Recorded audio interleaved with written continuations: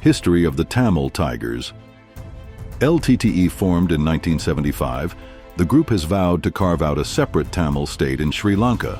The Liberation Tigers of Tamil Eelam, LTTE, was one of the many groups that came into existence to fight for Tamil rights in Sri Lanka. The conflict between Sri Lanka's government forces and armed Tamil rebels has raged for nearly 60 years. Thousands have died and many more have been made homeless by the fighting. When was the LTTE formed?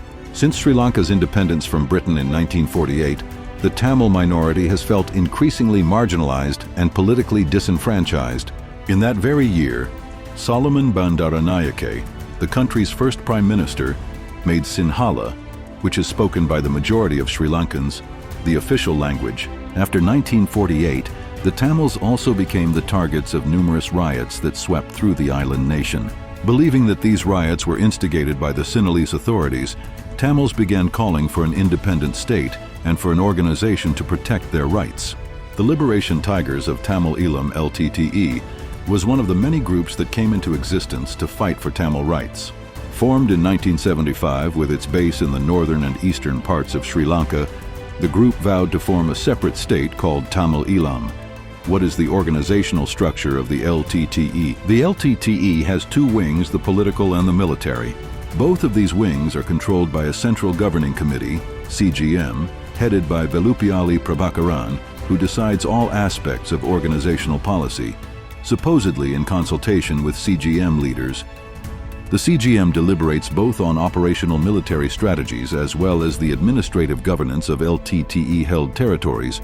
The political wing of the LTTE oversees the civil administration of its territory through departments such as the police force, law courts, administrative offices, planning and reconstruction, television and radio broadcasting stations, and so on. The political wing also has an international secretariat, which runs the global LTTE network and its foreign relations cell. LTTE military ranks and grades are similar to those of the Sri Lankan Army. These include two grades of enlisted ranks, non-commissioned officers and commissioned officers. The units also follow a similar structural pattern with squads as the smallest and the regiment as the largest military unit. Area commanders are responsible for tactical military decisions in their areas. The LTTE had over 10,000 armed combatants. Applications to join the Black Tigers are personally vetted by Prabhakaran.